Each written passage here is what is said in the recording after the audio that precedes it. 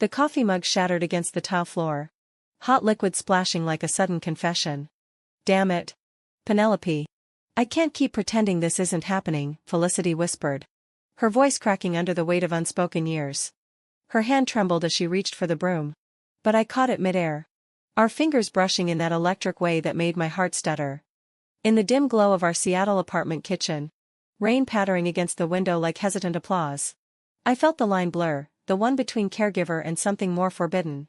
It started innocently enough. Or so I told myself. Felicity and I had been roommates since college. Two East Coast transplants chasing dreams in the Pacific Northwest. She, the free-spirited graphic designer with a laugh that could light up Pike Place Market on a foggy morning, me, the no-nonsense nurse practitioner at Harborview Medical Center, always burying my emotions under starched scrubs and 12-hour shifts. We'd shared everything, late-night tacos from food trucks, binge-watching true crime docs on Netflix, even the sting of bad breakups. But when her lupus flared up last winter, turning her vibrant world into a haze of pain and fatigue, I stepped in without a second thought. Your family, I'd said, helping her into bed, adjusting pillows with the precision of someone who'd seen too many patients suffer. The mornings were the hardest. I'd wake to the soft beep of her medication alarm, the scent of chamomile tea steeping on the nightstand to ease her joints.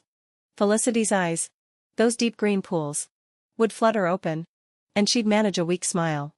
My guardian angel, she'd tease, her voice husky from sleep.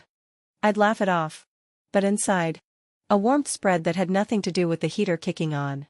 Touch became routine, massaging her shoulders to loosen the knots, holding her steady as she navigated the bathroom on shaky legs. Each contact lingered a fraction longer. A silent dialogue our words couldn't touch. One rainy afternoon, as thunder rumbled like distant regrets, things shifted. She was on the couch, wrapped in her favorite fleece blanket, the one with the faded Seattle Seahawks logo from our first game together. I was applying a heating pad to her back, my hands gliding over her skin, feeling the subtle rise and fall of her breath.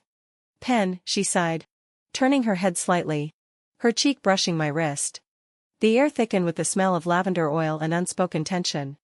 I froze, my pulse thumping in my ears like a drumbeat warning. Her hand covered mine, not pushing away, but holding it there. What if this is more than just care? Her words hung, fragile as the steam from our abandoned mugs. I pulled back, heart racing, the room spinning like a scene from one of those indie films we loved. Fel, you're vulnerable right now. I won't take advantage. But the truth clawed at me. I'd been falling for her since that summer road trip to Olympic National Park, when we'd hiked through misty forests, her laughter echoing off ancient cedars. Back then, I'd chalked it up to friendship, burying it under dates with guys who never stuck. Now, with her illness stripping away pretenses, the feelings surged like the Puget Sound tide. Nights blurred into confessions. We'd sit on the balcony, overlooking the twinkling city lights, the cool breeze carrying hints of salt from Elliott Bay. Felicity would lean against me, her head on my shoulder, and we'd talk, really talk, about her fears of never creating art again, the canvases gathering dust in her studio, about my exhaustion from the ER, the patients I couldn't save echoing in my dreams. You make me feel seen, Pen, she'd murmur, her fingers tracing patterns on my arm. Goosebumps rose, not from the chill, but from the intimacy.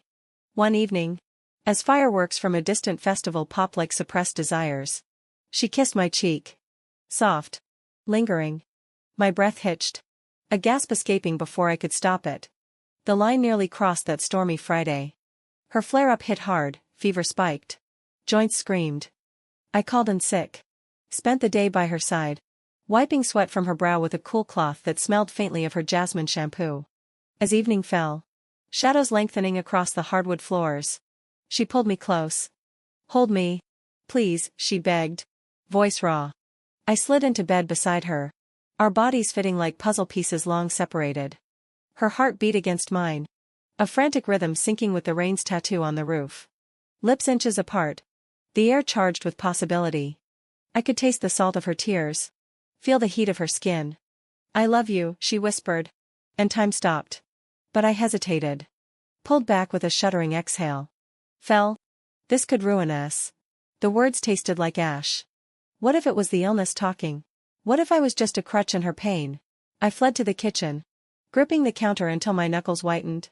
The drip of the faucet mocking my indecision. The next weeks were a whirlwind of avoidance and ache. I'd leave notes, picked up your meds. Be back late, escaping to the hospital where lives hung in balance. Distracting from my own. Felicity grew quieter. Her sketches turning darker. Charcoal smudges on paper capturing fragmented hearts. We danced around the truth. Polite strangers in our own home. Until one crisp autumn morning. Sunlight filtering through blinds like golden promises. She cornered me in the hallway. Penelope. Stop running. Her eyes blazed. No trace of frailty. She dressed in her old jeans. The ones from our hiking days. A defiant spark back. That night wasn't a mistake. It was us. Finally honest. I sighed. The weight lifting as I met her gaze. I'm scared. Fel. What if we cross that line and can't go back? She stepped closer. The scent of fresh coffee and her perfume enveloping me. Then we build a new path. Together. We talked for hours. Unraveling years of denial. Turns out. She'd felt it too, that pull during stolen glances at coffee shops. The jealousy when I date others. Her illness hadn't created the feelings, it had illuminated them. Like a flashlight in a blackout. We cried. Laughed. The tension dissolving into tentative touches. A kiss. Finally, soft at first. Then deepening with the passion of delayed dreams. No fireworks. Just the quiet click of everything aligning. Life didn't magically fix itself. Her lupus persisted. Flares coming like unwelcome guests. But now. We faced them as partners. Not just friends. I learned to let go of control. She to accept help without guilt. We took weekend drives to the Cascades. Her sketching wildflowers while I read aloud from pulpy novels. In therapy, because real life demands it, we unpacked the fears. Building a foundation stronger than before. Looking back. That near crossing wasn't a threat, it was a revelation. It taught us that love doesn't always announce itself with grand gestures. Sometimes. It whispers in the quiet acts of care. Waiting for the courage to listen. And in listening. We found our way, not despite the line. But because we chose to step over it. Hand in hand.